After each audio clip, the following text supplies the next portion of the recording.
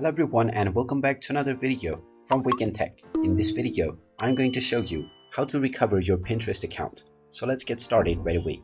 Now, if you have scheduled your Pinterest account for deletion from the privacy and data menu within the settings page, then once you are done with verifying your account deletion, you will be logged out from the Pinterest account right away.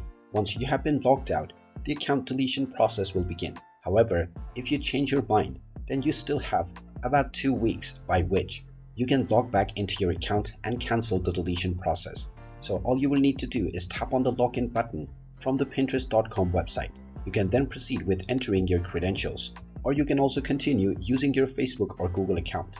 In case you have forgotten your password, you will also find the Forgot Password option underneath the Facebook and Google login buttons.